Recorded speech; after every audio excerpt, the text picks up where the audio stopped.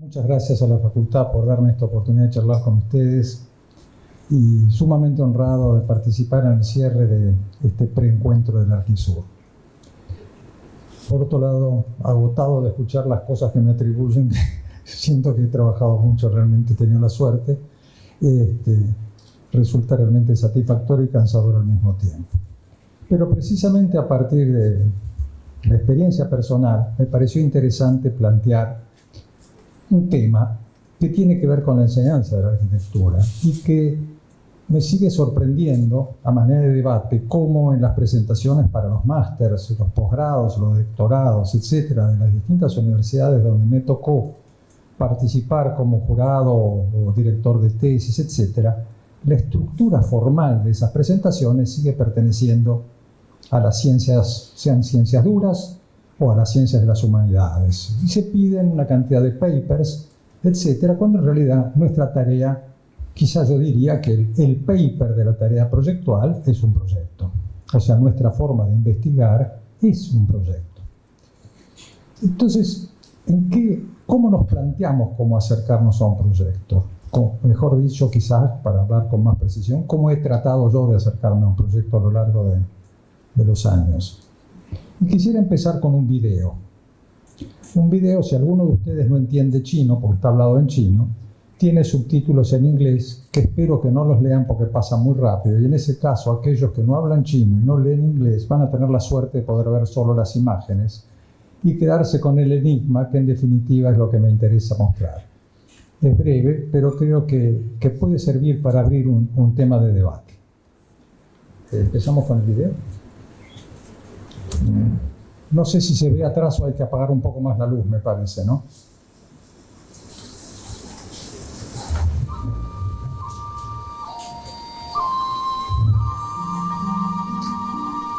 科学与技术如今以惊人的速度发展，不停地在变动，日新月异。发展之快，让人既诧异又兴奋。这无穷的发展，一天比一天快，一天比一天活跃。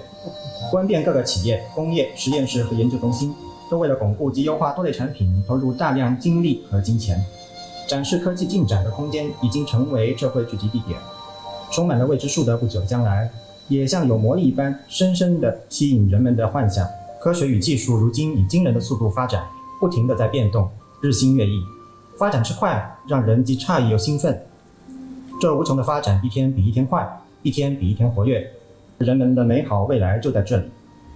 虚拟世界已经有相当大的重要性，也在如今的世界舞台上占有主导作用。要设计出一栋既独特又能体现新中国前卫工业科技的建筑，许多问题必须先问。运用不断演变的高科技的一栋中国工业产业建筑应该长什么样呢？它的材质性和意象又该是什么呢？这样的一栋大楼应该反映一个特定时期的风格，还是应该秉持抽象、永恒、经得起时间考验的概念，才不会像一些赶流行的风格一样稍纵即逝，很快就过时了呢？这栋建筑应该怎么样表达人、科学、科技和自然之间的对话呢？人类又该如何运用各种新发现和科技上的突破呢？一个位于自然景观内的产物，如何能成为一栋独一无二的建筑物呢？抽象非世的虚拟世界价值观又该怎么样在这栋大楼上表达出来呢？除了让访客感觉到之前提到的魔力和幻想之外，这栋建筑也是个营销工具。它是工业园区的展厅，除了促进贸易外，还必须让全世界都认识园里的积极生产和科研工作。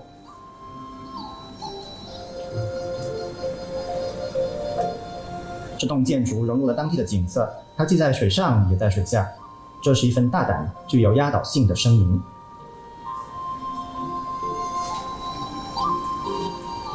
它悄悄地和四周环境融为一体，融合得天衣无缝，近乎消失。这栋科技中心的地基埋在湖外的地层，整栋大楼绝大部分都在地下，扩大了湖的表面。开挖过程中取出的土拿来做成一座小山，让人们从公园各个区域走上屋顶的公共广场。湖的表面一旦拓宽，本建筑和大自然就抽象地融为一体。它大胆传达了这些科学概念。小山拥绕着这栋建筑物，挡住从北边吹来的冷风。它将是一块绿地，但在上面可以清楚看到远处的开放广场。一旦挖掘和施工完毕，再次注入湖水后，整个景致才大功告成。湖泊、公园和大楼之间的对话是一个有极大创造力的环境美化操作，它带给广大市民耳目一新的感受。这栋大楼认同室外的各种优点，充分利用大自然、湖泊和邻近风景，提供本建筑一个与周遭环境交流的机会，同时巧妙地陪衬它、融入它。它纯而简单的轮廓从远远就能见到，与文化公园的和谐景观完完全全融合在一起。显而易见，它表达了众所周知永恒的概念，体现的不是贵气，而是它独树一帜的刚毅性。深入大楼，让人联想到深不可测的知识，无论是人生经历、经验、历史等知识层面，都是高深莫测的。经过流水环绕的入口，访客就能感觉到水传达的各种概念，这些概念永垂不朽，深印人心。屋顶的科技广场吸引人群造访，让这飘在水上的建筑紧紧地和社会衔接在一起，实质上体现了团结、同舟共济的精神。从大楼外部看到的材质性，反映了四周环绕的水元素意象。一个精巧的水幕确立本建筑的意象。除了寒冬以外，在不同季节里，水沿着大楼正面循环流动。大楼不对外开放时，水幕就静止。如此一来，转化和改变等科学概念也纳入了它的意象。人们可以尽情享受不同风格、独树一帜的景致。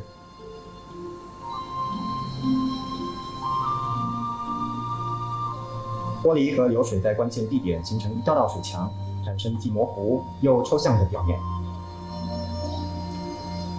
水是永恒的和不变的，它永不过时。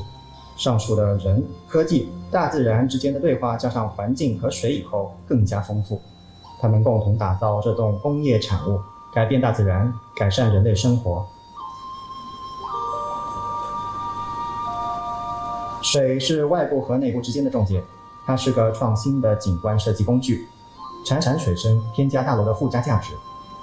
水元素本来就很特别，它能产生微妙的情境和细腻的瞬间艺术。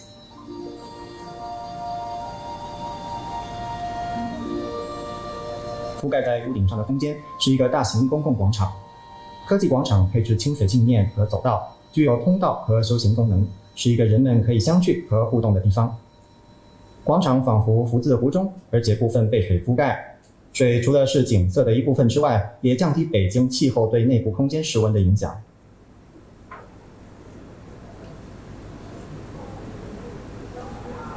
遵照中华远景传统，这些屋顶上的水池复制湖的感觉。若从高处往下看，整个建筑物就像一座浮在水面6米上的人工岛屿，壮观的让人在广场散步时情不自禁地为中国的伟大工业产业感到自豪。在水池里，无论风吹的涟漪或雨滴的水花，在冬天都结冻成冰，景致迥然不同。在夏季、秋季和春季，水池形成一片片的清水镜面防热。在冬天，冰冻的水形成了对外零下20度的隔层防冷。除了周围的湖泊之外，冰冻的水池也变成了让民众溜冰的休闲设施。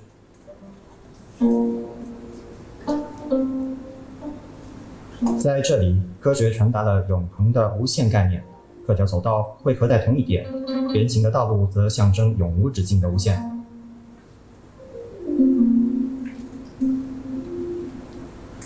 人们可以从广场进入大楼，广场上的观望台让整个风景纳入眼帘。电梯和自动扶梯把访客引入位于湖泊水位以下的内部空间。它的技术材质性诱导转变，它就像一座灯塔一样，向远处四射信息，传达异变的意象。科校剧场的正上方有一座大型沉思看台，自然光洒在座椅间，照亮地下大厅和展区。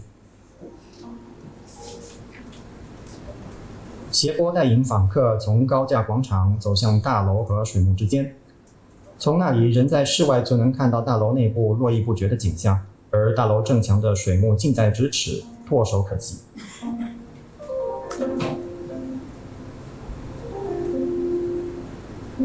大楼的主要通道接通公园南区，设在地铁站和公园附近，低于水位1米的步行廊道，引导访客入楼。这廊道给人一种感性和艺术的感觉，像一种前奏一般，告知访客入楼后便可体验一个独特的空间。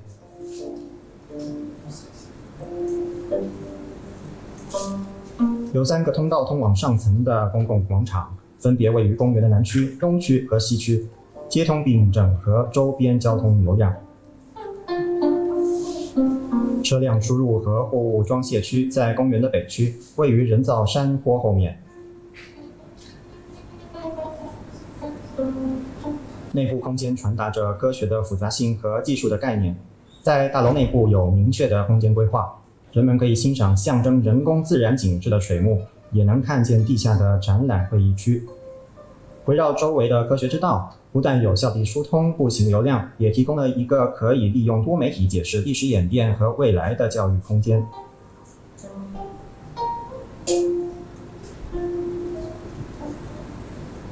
利用一套穿梭大楼内部各处的电梯、自动扶梯和坡道的步行系统，游客可以观赏常设的工业展或其他临时展览。这流体空间让访客能沿着纵向、横向、斜向平面随意行走。地下1米楼面包含大厅、接待区、购物区、特效剧场、办公室和职员餐厅。在层楼里有一个巨大空间，和开放露台的流水相应，通往展馆。有提供自然采光的一些天井，地势上让室内连通科技广场，特效剧院往广场方向延伸。在西区，办公室规划里设有2个科学长廊的公共坡道，而建筑内部也可以享受水幕。从那里，人不必入楼就能一边享受水幕，一边观看大楼内部景色。地下7米楼面设有多间大会厅、教室、会议室，透过天井通风。该区的人行走道布局能横跨展区，但也可以独立运作。地下11米楼面设有大型多功能厅，靠近停车楼层、仓库和机房。这间大型的多功能厅和入楼楼面和下层的常设展览大厅保持一定的空间比例。地下15米楼面包含常设展览大厅和一些临时展厅，靠近停车楼层和仓库。这空间维度象征着科学的深奥，在楼内无处不在。临时展厅均设有灵活的隔间系统，能让该区和大型多功能厅楼面打通，或和常设展览大厅打通，或者斜向直接让该区与多功能厅楼面和常设展厅互通。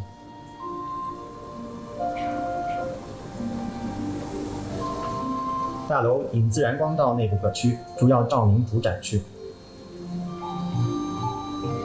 阳光主要穿透外围的朦胧水幕照进大楼，达成采光自然控制。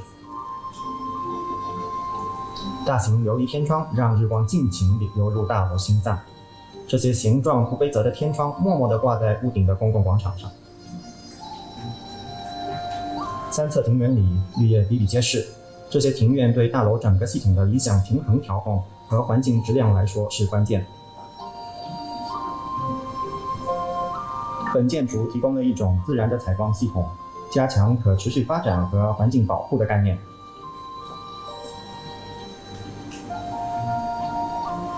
科学之道的概念从办公室规划时就产生了，它是位于大楼西边的一个端体坡道。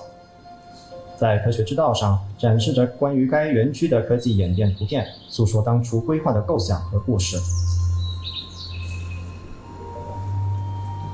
科学之道是个文化教育空间，陪伴游客在深入大楼的同时，也能对科技的过去、现在和未来的动态和演变有更深入的了解。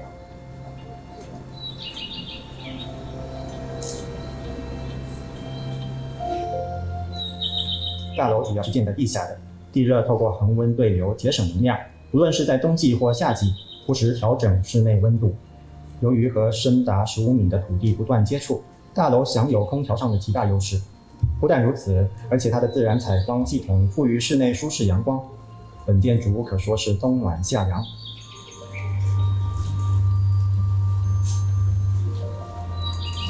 楼外设有充分利用土地恒温的通风系统，根据季节调整温度，节约能源，帮助保持一个舒适的环境。土地与大楼之间的热能对流既自然又环保。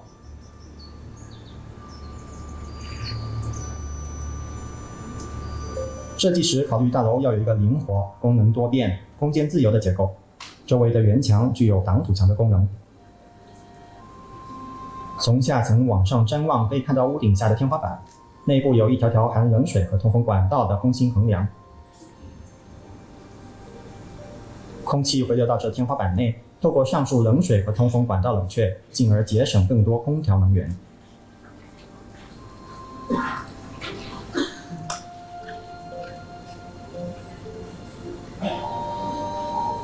本楼纯粹简单，造型大胆，空间复杂，采用高科技，它利用大自然和水为其表达的语言。把大楼淹入湖中的构想大胆巧思，除了传达科学创造力，把游客引入创新空间之外，也减少了它的足迹。高架的公共广场和文化公园为时代证人，人们将让大楼融入社区生活，享受周边环境带来的喜悦。这栋建筑独一无二，见证科技的千变万化，永无止境。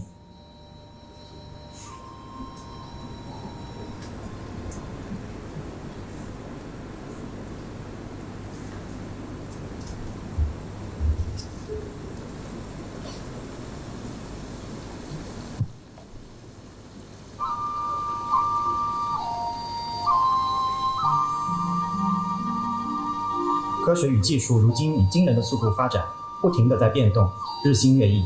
发展之快，让人既诧异又兴奋。这无穷的发展一天比一天快，一天比一天活跃。观遍各个企业、工业、实验室和研究中心，都为了巩固及优化多类产品，投入大量精力和金钱。展示科技进展的空间已经成为。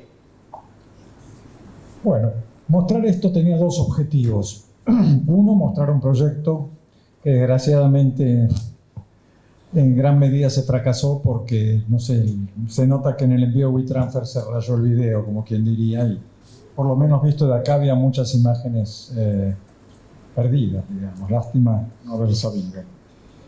Ese era uno de los objetivos, muy parcialmente se logró.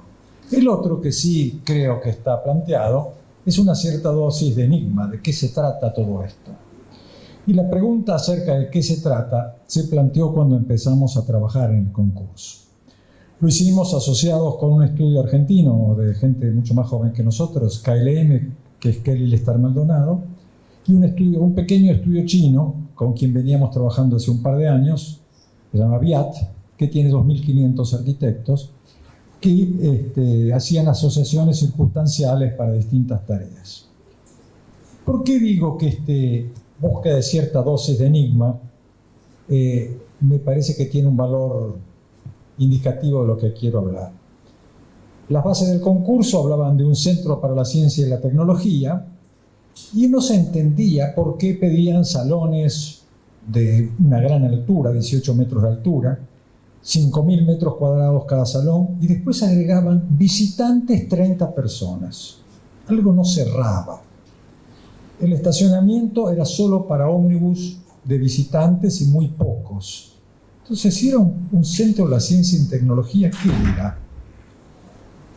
Y empezamos a dar vueltas al tema hasta descubrir que en realidad, con la típica manejo diplomático de los chinos, en realidad era un centro de ventas, era un showroom de la industria china. Lo único que les interesaba es mostrar el efecto de la producción china. Ese primer descubrimiento nos hizo entender de qué se trata este proyecto. No era un laboratorio de investigación científica, no era un museo, era un showroom que tenía que permanentemente modificar lo que se exhibía en él. Esa primer punto de partida. ¿De qué se trata este proyecto? Yo creo que es el punto que nos va cosiendo los sucesivos proyectos que hemos hecho en el estudio. Inmediatamente después nos planteamos qué nos decía este terreno, parodiando a Kant, que decía que todo ladrillo dice yo soy un arco. Nosotros nos dimos cuenta que este terreno era un parque muy hermoso, que tenía un gran estanque en el medio de 50 centímetros de altura, pero suficiente como para que la única posibilidad era bordearlo, y bordearlo, y bordearlo, y no admitía alternativas de recorrido. Entonces pensamos, ¿por qué no agregar al programa de este centro de exhibiciones un uso público, que era su techo? Y usar lo que el terreno nos pedía, que era la posibilidad de cruzarlo, no solo rodeándolo. Entonces hicimos un edificio isla que tuviera la posibilidad de que por arriba fuera cruzable. Por otro lado, el clima de Beijing es peor que el de Santa Fe, si cabe, porque tienen temperaturas invernales tremendas de 25 grados bajo cero y veranos de 40 grados. Entonces la idea de un techo de agua que se congelase en invierno y que sirviese en ambos casos de suavizador térmico, nos pareció la tercera decisión. Después, para seguir con la metáfora de que esto era un centro de la ciencia y la tecnología, como un lenguaje que usamos en cierto momento, elegimos formas ligadas a la tradición china, pero sobre todo algo que estuviera más allá de las formas y del lenguaje del diseño, digamos, de último momento, y elegimos el círculo como una figura que a lo largo del tiempo podía perdurar. En el fondo, yo creo que lo que queríamos con ese ejemplo es plantearnos que la pregunta clave no es un procedimiento analítico, y nuevamente allí me diferencio de las ciencias, que tienen un camino lineal de deducciones, sino una mirada acerca de cuáles son las temáticas, casi diría, entre líneas que tienen los proyectos de arquitectura, en su terreno, en su programa, cómo un proyecto siempre da un paso más en la interpretación de ese programa, un paso más en el agregado de ese terreno. Ese concurso lo ganamos hace ya unos años y vimos que nuestros competidores también habían adoptado algunos caminos de agregado a lo que las bases pedían. Zaha Hadid ubicó el proyecto arriba del cruce de las autopistas. Foster, si no recuerdo más, también hizo un edificio puente para cruzar el lago. Quiere decir que no tuvimos la exclusividad, diría yo, de descubrir la entrelínea de ese texto. Si vamos a otros proyectos,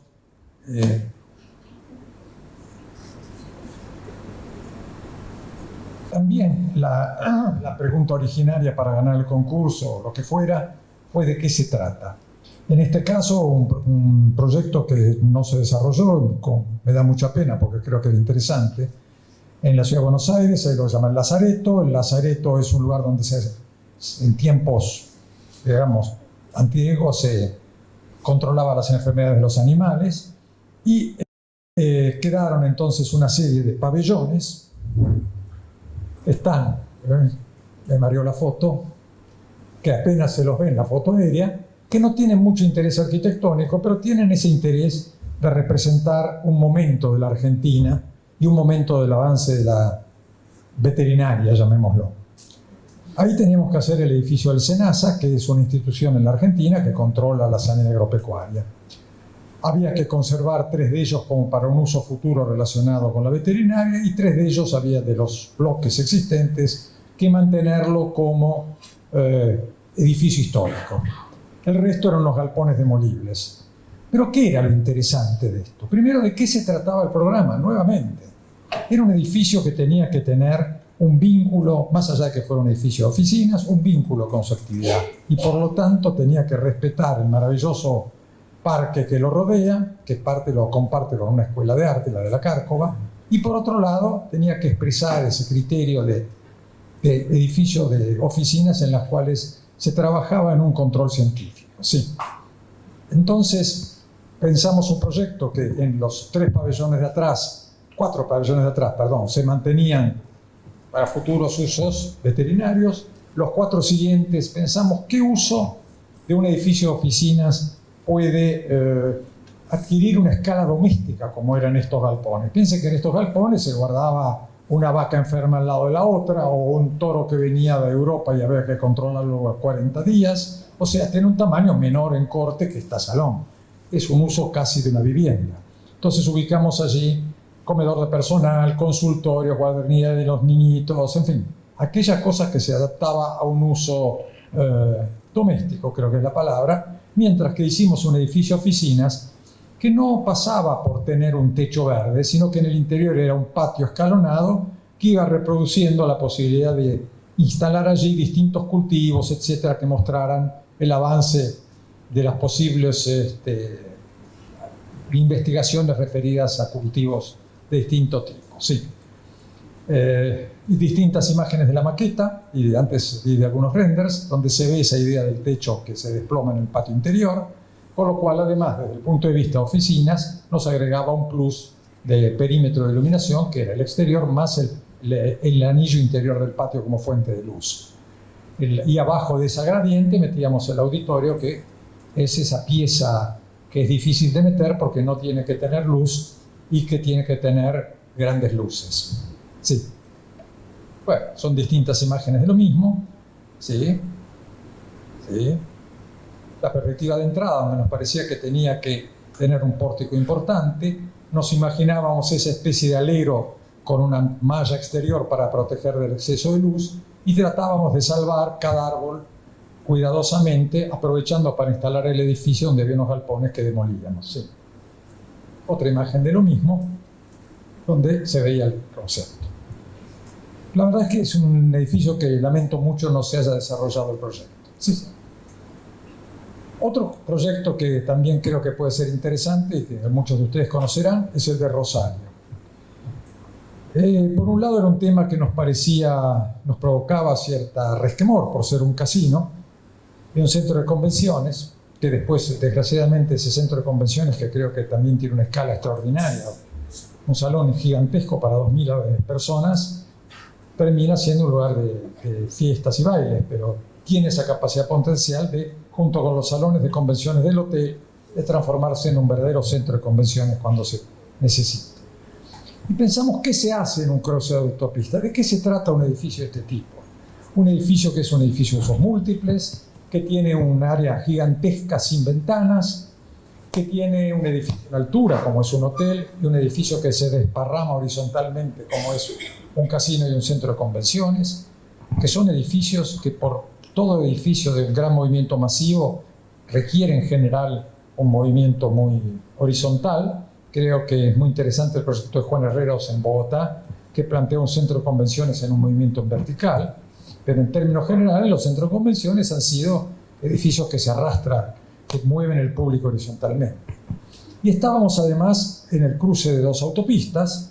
Una de ellas se transforma en el Boulevard Oroño, o sea, deja de ser autopista, pero tiene igual una dimensión y un carácter de avenida muy ancha, y con las laderas que hacía la autopista y con una escala de vivienda de baja altura alrededor, cuando este era un edificio gigantesco. Entonces pensamos concebirlo como una situación artificial, como un mecanismo del paisaje que tuviera un otro lenguaje totalmente diferente y que se acomodara al paisaje general de la ladera verde, sí. Sobre todo que al principio no estaba esa playa de estacionamiento que agregaron después.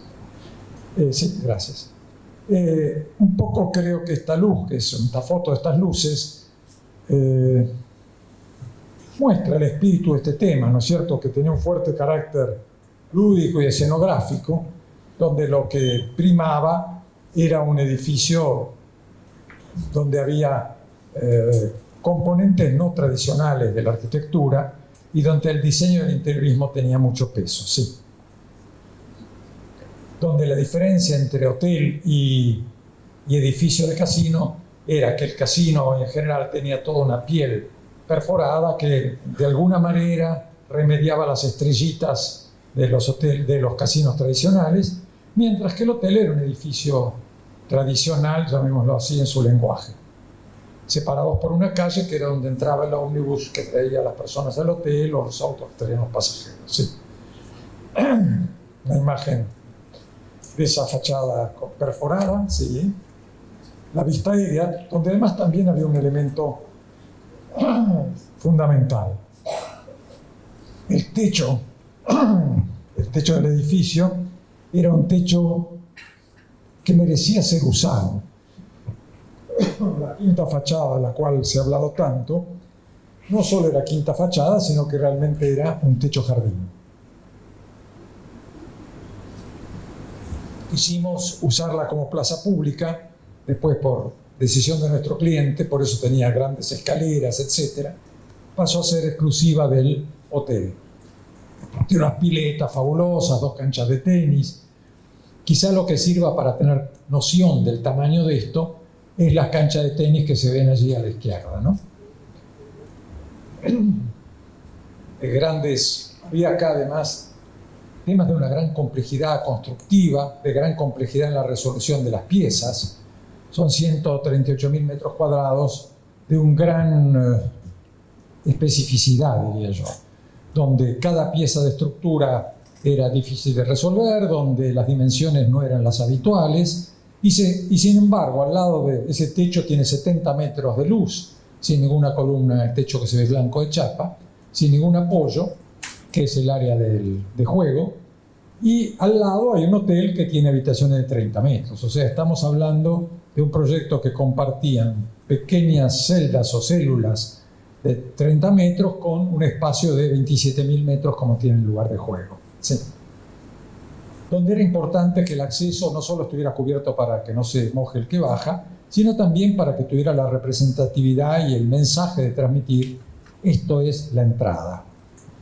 O sea, nuevamente cada pieza, así como el total, en cada pieza uno volvía a plantearse la eterna pregunta: ¿de qué se trata esto? Uno podría haberlo pensado con un voladizo, como lo resolvimos acá, o con columnas en la punta. Yo diría que eso es un segundo paso de diseño. Pero lo que creo que siempre nos ha preocupado es pensar la arquitectura casi como, cuando digo de qué se trata, está diciendo con qué comunica, para qué sirve en el sentido más profundo del uso, y si sirve realmente a una necesidad. Si una entrada no era solamente un valor que cumple con una normativa, como tienen los libros de los hoteles. Gracias. Los libros de los hoteles que nos ordenan que tiene que tener la porte cochere, por ejemplo, y que tiene que tener un techo para entrar, etcétera, etcétera. Realmente, si uno deja de lado esa normativa y piensa, hace falta entrar a un hotel bajo techo, bueno, cambia la situación de lo que uno está proyectando. Sí. La resolución del hotel en particular. Sí. Otra parte de la fachada exterior.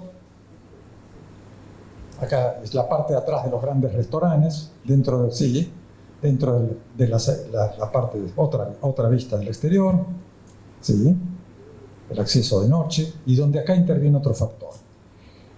Así como uno no puede concebir un proyecto sin tener, casi diría en el segundo paso, muy claro qué materiales va a usar, si va a usar estructuras pesadas, estructuras livianas. Creo que el tercer paso, quizá indisoluble también, ha sido para nosotros pensar cómo se ilumina un edificio, qué luz va a tener. En este caso, la luz tenía un mensaje muy particular que tenía que ver con diferenciar muros ciegos de una entrada que tenía que dejar claro que era una entrada, que era un hall inmenso con mucha luz. Sí. Y a su vez, lo mismo que pasa con la calle, tenía que ser una puerta urbana entre el hotel y el resto de la actividad que permitiera entender que ahí entraba un ómnibus, ahí entraba un auto, etcétera, etcétera. ¿Sí? Sí.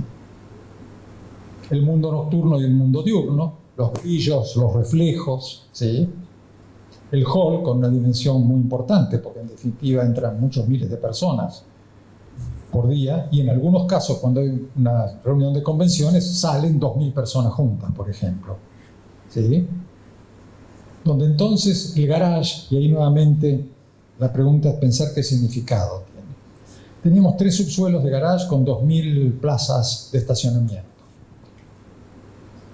Cuando uno va a un centro comercial en general, que es donde uno encuentra plazas importantes de estacionamiento, o en un gran aeropuerto, esas superficies gigantescas de autos. Más allá de que en general uno se olvida dónde lo dejó y se pasa un rato recorriendo y tratando de acordarse, lo dejé en el primer subsuelo o en el segundo. Eso implica una buena señalética, elegir un criterio de paleta de colores, lo que fuera. También hay otro asunto. No es que yo voy a un estacionamiento y después entro en un cubito y voy a lo que voy a recorrer. Siempre nos pareció muy importante concebir el estacionamiento como una entrada. Así como la entrada tiene una marquesina para que uno se baje del taxi, el estacionamiento tiene que tener una entrada protagónica al lugar en cuestión. Entonces nosotros allí habíamos hecho todo un conjunto de una especie de patio inglés, si quieren llamarlo, un hueco muy grande con escaleras mecánicas que venían de los distintos niveles de estacionamiento que llegaban al gran hall que se ve allí. Las plantitas no son producto del estudio. Sí. Y por otro lado nos pareció que daba una oportunidad para pensar en términos de diseño de las piezas, un uso para nosotros tan extraño y poco practicado a título vital, que era cómo iluminar, cómo actuar en un gran lugar que tuviera un efecto, digamos, lúdico y relacionado con lo que pasaba dentro, y cómo hacer que tuviera unidad un espacio, insisto, de 27.000 metros cuadrados, son casi 3 manzanas. Entonces recurrimos a un color, a una paleta de colores rojos, nosotros llamábamos el telón chino, en el sentido de que toda una pared perimetral que era de un color rojo, un cielo raso muy importante rojo, que después tenía estos juegos de pequeñas uñas, digamos, en el techo, que podían hasta cambiar de color, etc., pero que le daban circunstancias unificantes a todo, cuando abajo estaba el mar de maquinitas, hay 7 bares abajo, hay no sé cuántos baños, etc., de cómo unificar ese lugar gigantesco, y lo unificamos pintando todo de rojo, digamos, sí. El color que cambiaba en las uñas, que había chicas y grandes, ¿no? Como se ve, sí. Sí. Sí. Sí. Había dentro toda clase de espectáculos, de cosas, como hay gigantescas pantallas, etc., entonces realmente unificar ese espacio de un solo color nos parecía importante, sí. Uno de los bares, ¿sí? Otro de los bares totalmente diferente. Fue un ejercicio además de desarrollo de interiorismo muy complejo, digamos, ¿no? Sí, sí. Cielo raso, detalles, sí. Otro tema diferente, pero que tenía algo en común, era cuando hicimos un shopping y una torre en Santa Cruz de la Sierra, que al final la torre la hizo con otro estudio del cliente, pero el proyecto estaba totalmente desarrollado, que ahí también nos planteamos en qué consiste esto, y nos pareció que consistía, como es la entrada a la ciudad, esto es el cuarto anillo, vendría a ser el cierre de la ciudad en términos del único recorrible en el 100%, después está el río que va interrumpiendo. Nos pareció que marcar con una torre, marcar con algo que siguiera la forma de la curva donde se unen los dos caminos, era una manera de decir, estamos entrando a la ciudad, estamos marcando un pórtico urbano, sí.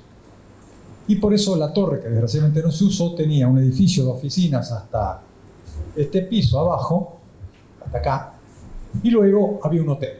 Esa superposición de usos que parecieran tan poco compatibles exigía duplicación de ascensores, duplicación de escaleras de incendio, bla, bla, bla, pero por otro lado otorgaba dos cosas que nos parecían interesantes. Por un lado, la idea de un edificio de mucha más altura que permitía por ocupación en poco terreno, aunque las plantas son de 1000 metros cada una, y por otro lado, esa sensación de entrada con un patio de múltiple altura en el medio con una pileta colgando arriba, que sin ser la de la escala que después se hizo en Singapur, tenía su atractivo. Desgraciadamente, el edificio no se hizo, el shopping sí, y el estacionamiento que está abajo, que es muy grande, también. Sí. Sí. Estos eran los renders iniciales, ¿sí? Y esto como terminó siendo el proyecto, que ya está habilitado hace un par de años, ¿sí? Hall. De este lado iban a estar los ascensores para la torre. Era una especie de mega hall donde estaban compartidos por todos los usos, ¿sí? La escalera que tenía este mundo de colores y que inclusive el día de la inauguración hicieron una comparsa que bajó vestida de verdes, que fueron muy graciosos bailando allí, ¿sí? El shopping, que como todo shopping tiene en fin, un desarrollo longitudinal, pero donde también había una elaboración de todas las piezas, en el cielo raso, en las barandas de madera, en un dibujo en los pisos que se ve mal en esta foto de una especie de rayas, en fin, es la buña también que continúa y la iluminación de los círculos allí, mientras que arriba, en cambio, trabajaba por reflexión. En fin, la iluminación presente también, ¿sí? Bueno, otra imagen de lo mismo. ¿Sí? ¿Sí? El patio de comidas, que nos parecía que tenía que tener un ambiente totalmente diferente, y le inventamos ese cielo raso, de especie de hojas verdes. Nuevamente el color como herramienta de unificación de un sitio, y nuevamente el espíritu de tratar de crear ambientes diferentes una vez que uno se plantea qué es el patio de comidas de un shopping, por ejemplo, que es un comedero rodeado de lugares que venden distintos productos, pero además es un lugar donde uno tiene que sentarse, estar más o menos tranquilo, tener la mejor aislación acústica posible, etc. ¿Sí? Este era el banco en planta baja, que desgraciadamente no se hizo. ¿Sí? Que era un gran salón, porque habíamos hecho unas vigas como de 3 metros y pico, con lo cual todas las columnas de arriba desaparecían, que eran muy pocas columnas, ¿sí? Y el techo, donde estaba la pileta esa, y donde estaba toda la parte lúdica del hotel, que además paradójicamente tenía el check-in en el piso 20 y tantos, y de allí uno recibía la tarjeta que le permitía entrar no solo entrar a los dormitorios, sino habilitar el ascensor, ¿sí? ¿Sí? Y por último, para no obviarlos, hay un proyecto que creo que realmente es el proyecto que siento más cercano a los que hemos hecho, que es un proyecto del Parque de la Ciudad Universitaria de Buenos Aires, que comprende 2 sectores. Un sector que es una especie de península o de isla, porque según la época el agua va y viene, que prácticamente está en estado natural, porque es por un crecimiento aluvional, va cayendo sedimentación provocada por el Río de la Plata, y una construcción artificial. En aquel sector del parque natural lo que hicimos es respetar la naturaleza al máximo, agregando esas especies de espigones para permitir un posible recorrido perimetral, y luego algunas plataformas a partir de un cruce que permitía llegar allí, pero tratando de no tocar nada. Mientras que por el otro era un área, un área monumental de homenaje a las víctimas del terrorismo de Estado. Entonces era un proyecto que, así como los demás eran ejercicios típicos de un ejercicio profesional, este además implicaba un afecto y un interés por la temática, una muestra de respeto por lo que significaba y una especie de intento de expresar la herida que significó en la historia argentina la dictadura. Nos pareció que allí había una especie de representación analógica, si se quiere, de lo que había significado, y por otro lado, así como en el proyecto chino hicimos el círculo como una imagen de aquello atemporal, también acá pensamos que tener esta especie de superficie, de borde, no es superficie, este borde, que es una semicircunferencia, implicaba una asepsia en cuanto a la forma, si se quiere, y al mismo tiempo una fuerte identificación. Este proyecto tenía una plaza de entrada muy importante, que tenía un sentido ceremonial, el recorrido donde estos muros tenían inscritos los nombres de los desaparecidos según el registro de la CONADEP, y donde se dejaban una cantidad de bloques potencialmente vacíos para ir agregando los que desgraciadamente sus nombres no se tienen, y terminaba y culminaba en un lugar junto al río que significaba, digamos, el vínculo con aquel territorio extraordinario que es el Río de la Plata, y donde también significaba la tumba de mucha gente. Es decir, este es un lugar absolutamente ceremonial, y en ese sentido nos acercamos a él con una dosis importante de emoción y al mismo tiempo de búsqueda de aquel objeto que transmitiese ese sentido.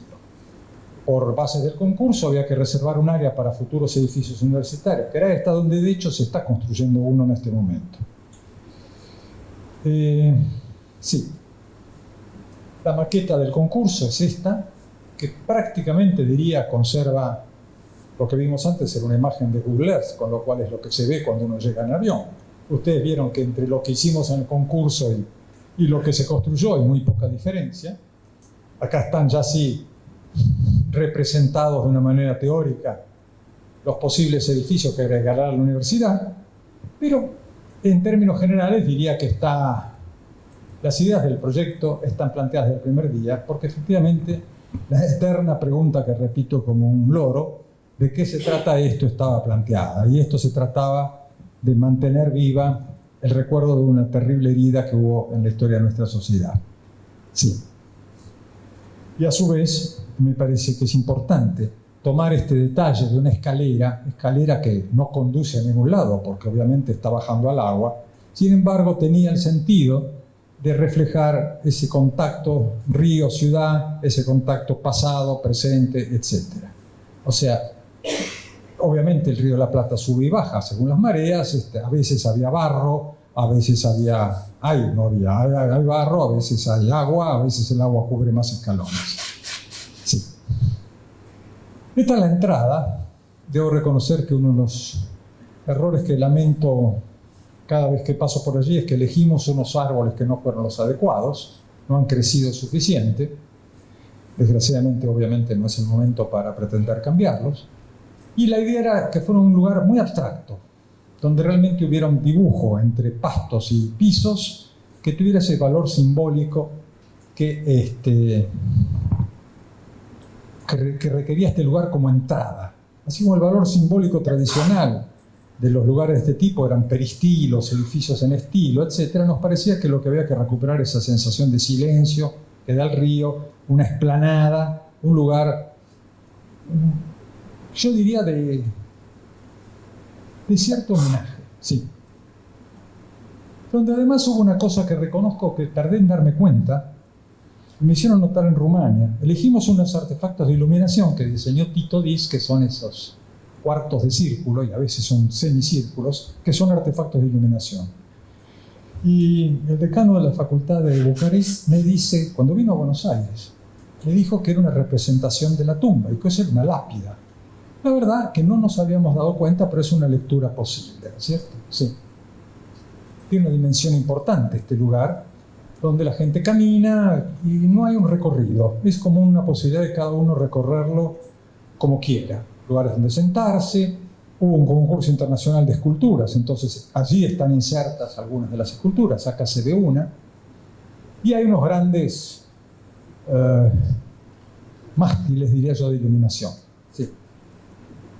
Por otro lado hay una explanada muy grande, donde se producen algunos actos, donde inclusive hay una especie de plataforma tipo, reemplazaría ese atril, digamos, donde se para un orador, y donde comienza la secuencia de los muros. ¿Sí? El primer muro tiene una cascada de agua que cae sobre un espejo de agua y marca, como yo llamaría, la frontera entre esa primer gran explanada que no tiene un recorrido, por el recorrido junto a los muros, que sí, es un recorrido único junto al borde de esos muros donde están escritos los nombres. Sí. Sí. Ahí está. Los muros tienen una introducción con un texto y donde están escritos en cada una de las letras, por año y por orden alfabético, las víctimas que figuran en el libro de Nunca Más. Sí. Y lo que es interesante también, me parece, es el eterno vínculo en el recorrido junto con el río, esa especie de ida y vuelta, muro, pasto, río. Digamos, nos parecía que tenían que estar presentes en todo momento. Sí. Es realmente, si lo que se busca es una situación de homenaje y de emoción, yo que voy, diría, un par de veces al año, cada tantos meses, me sigue impactando muchísimo descubrir los nombres, las edades, porque figura la edad de la persona que desapareció. Sí. Acá se ve con claridad esta situación que yo mencionaba. Pasto, muro, el paisaje sin fin de esta especie de mar dulce que es el río. Sí. Cuando uno llega al final del recorrido, que llega a esa plataforma que yo había mostrado en la foto aérea, está esta especie de espigón que se interna en el agua, que es donde se rinden los homenajes, tiran las flores, etc. Sí. ¿sí? Y donde además hay como un contacto con la vida, porque pasan los veleros, se ve la ciudad atrás, etc. ¿Sí? Esto es como si uno mirara desde el espigón hacia atrás, hacia lo que uno ha recorrido, digamos. Este es el borde. Es fantástico, la gente lo usa para correr, para andar en bicicleta. Es decir, no es un lugar, yo diría, de tristeza. Es un lugar de recordatorio y al mismo tiempo de vida, que desgraciadamente ha sido enrejado, con lo cual no puede participar de la ciudad. En fin, ¿me entiende? Sí. Este es el museo, donde hay exposiciones realmente muy interesantes. ¿Sí? Y este es un cierre de ese recorrido, cuando uno en ese espigón, llamémosle, que yo les contaba, que se asoma sobre el río, al lado hay una estatua. Forma parte del conjunto de las estatuas que fueron motivo de ese concurso internacional. Esa estatua representa a un chico de 16 años que fue arrojado al río, y realmente lo representa de una manera muy realista.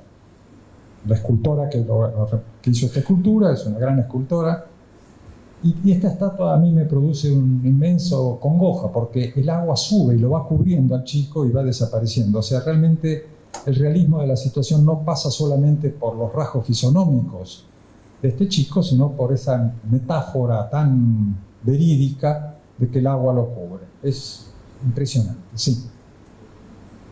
Ahí se ve un momento en que el agua está empezando a subir, por ejemplo, ¿no? Sí. Y es un lugar, por supuesto, donde los familiares van a rendir homenaje a aquellas personas que extrañan y que todavía les entristece, sí. Pero no quiero dejar de terminar sin esta imagen, que me parece que forma parte fundamental de la obra de arquitectura. Yo creo que toda obra de arquitectura tiene que plantear las posibilidades de un uso de la ilusión, yo diría, de una cosa mejor. Y yo creo que esta nena, saltando arriba de un púlpito en un lugar tan serio, diría, o severo, no sé cuál palabra quizás sea la correcta, este uso poco ortodoxo, si uno quiere, de este lugar ceremonial, me parece que refleja esa ilusión que la arquitectura tiene que transmitir. Esa ilusión que tiene que transmitir posibilitando usos que no sean los previstos. Y eso abarca desde el concurso chino, donde la entrelínea de que esto no era un centro de investigación sino un showroom, le agregamos, bueno, pero además tiene que ser un lugar donde los chinos que habitan ese barrio de Beijing puedan usar la plaza de otra manera. Le agregamos que tiene que tener una protección ambiental en un clima tan duro para que no se gaste solamente en calefacción o refrigeración. O sea, esos plus que cada proyecto tiene. Yo creo que un proyecto tiene que estar incluyendo toda una cantidad de agregados a lo pedido que no pasen por sus formas, que no pasen por una circunstancia circunstancial, si se me perdona la reiteración del término, una cosa meramente temporal, adecuada a un lenguaje del momento, etc., sino que básicamente abren la oportunidad de ser utilizadas de otra manera. Y creo que esta imagen de alguna manera muestra esa intención, no siempre lograda, en los distintos proyectos que hemos hecho. Eso es todo, muchas gracias.